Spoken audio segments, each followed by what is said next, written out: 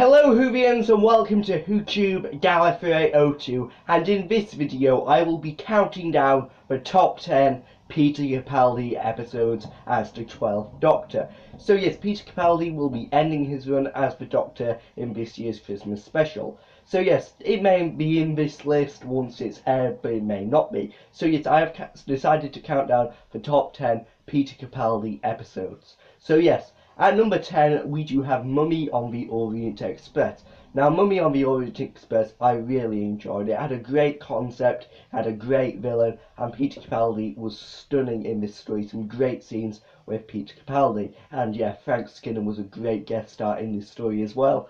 And yeah, I think he's a good companion. He should have become a companion, Frank Skinner. So yeah, Mummy on the Orient Express, a very creepy episode with this mummy going around the Orient Express in space. Yeah, it's a bit like Voyage of the Damned, with an Earth vehicle being in space with humanoid people who aren't humans. I think they come from the same planet, Stowe, in both stories. So yes, at number 9 we do have The Woman Who Lived. Now, The Woman Who Lived isn't very well received by fans. I'm not saying all fans don't like it, but this story is a more critically acclaimed story than fan acclaimed story. A lot of fans don't like this story. But The Woman Who Lived, I love. I really enjoy this story.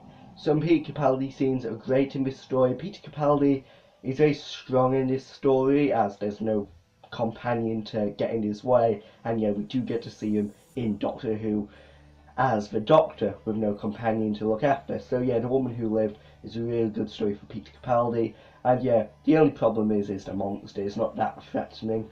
So yes, at number 8 we do have the Zygon Invasion and the Zygon Inversion. Now, the Zygon two-parter from Series 9, in my opinion, is superb. A great concept as well, with a majority of these stories. So yeah, the Zygon Inversion and the Zygon Invasion, whatever, is a great story. I love his speech in this story. Peter Capaldi's speech is amazing, absolutely powerful and great, and yeah, really good speech. Wish it had some music though, as that would add an extra element to that speech. But other than that, great scenery, great plot, and yeah, very well done. So at number 7 we do have Flatline. Now, Flatline is another great story. However, Peter Capaldi isn't in it much, as the companion takes the lead in the story, but Flatline, great story with Peter Capaldi, and yeah, just love the concept of two-dimensional aliens who want to become 3D. I thought that concept was absolutely brilliant and a really well executed story. Now at number 6 we have pure Capaldi here with Heaven Sent. So yes, it's probably higher up on a lot of people's list, but this story isn't amazing, but it's still a very good story, Heaven Sent. I really did enjoy this story very much, as it was such a great story with Peter Capaldi talking to this creature in this mysterious castle. 50 minutes of pretty much Peter Capaldi, really, with this mysterious creature walking around this castle with him, and Peter Capaldi's, a lot of his past is revealed in the story, and some brilliant scenes with Peter Capaldi as well. So yeah, then this story was ruined by the next episode, Hellbent. So yeah. At number 5 we do have Listen. So yeah, listen carefully on how I like Listen. So Listen, really good concept. Have you ever wondered what is in the corner of your eye? Well, this story explains it well. I love how creepy this story is and how horror-like this story is. It's not jump scary like Knock Knock. It's just very creepy, very sinister, this story, and yeah, just really enjoy this story.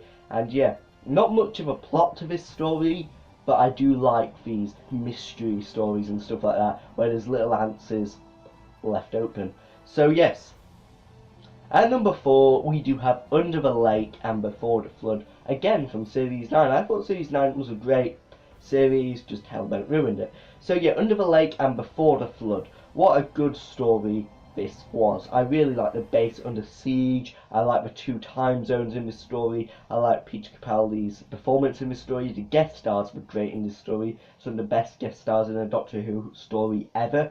Really well developed guest stars in this story, and yeah, just love the ghosts in this story, and yeah, the Fisher King, The Fisher King was a bit far-fetched, but the Fisher King was great, I think. So yeah. At number 3, we do have the pilot, the opener for Series 10 of Doctor Who. So yes, the pilot. Great introduction to Series 10 and a great reboot. Unfortunately, the reboot did kind of fail as the Series 10 viewers went down, but you could watch this episode without ever watching Doctor Who in the past. It was a great reintroduction to Doctor Who, as we hadn't seen Doctor Who for over a year, and I thought the pilot did that really well. A basic plot, not too complicated or not too basic, and yeah, pilot, great story. Now at number 2, the penultimate place, we do have Peter Capaldi's latest story, World Enough in Time and the Doctor Falls. Now this story is pure gold, really. I love this two-parter. A great way to end Series 10, an astonishing episode with the Master, Missy, and yeah, great story. Bill's exit was kind of ruined, that she got brought back to life, as the thing is with Stephen Moffat bringing companions back to life, it ruins your connection with them, because he's done it so many times, you don't feel as endangered for the character as you know they're going to survive. So yeah, really disappointed that Stephen Moffat didn't kill her off properly, or just leave it alive. But other than that, World Enough in Time and the Doctor Falls was an absolutely great episode. I loved the Mondasian's Iron in it.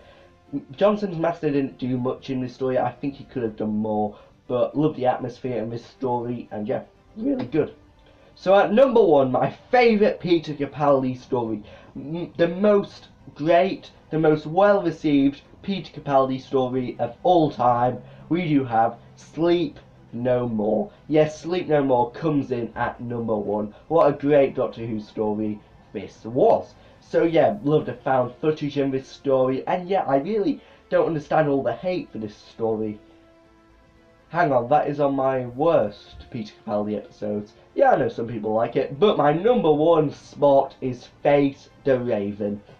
Now, Face the Raven, I have to say, is one of my favourite Doctor Who stories of all time. One of my favourite New Who stories for certain, and yeah, Face the Raven, an astonishing episode with a great concept, a great companion exit, which was later ruined 2 episodes later, but she did die on Trap Street. She did die. That was a fixed point in time, but I don't see why they brought her back to life for Series 9 finale. I just don't get that. So yeah, Face the Raven, great concept with hidden streets and stuff like that.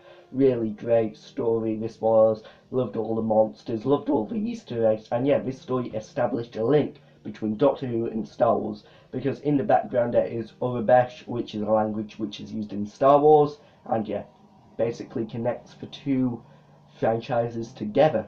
So yes, Face the Raven, great episode, and yeah.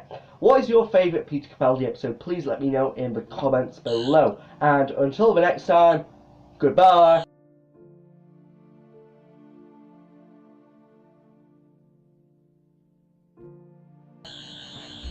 I better be filming this. It's taken care of.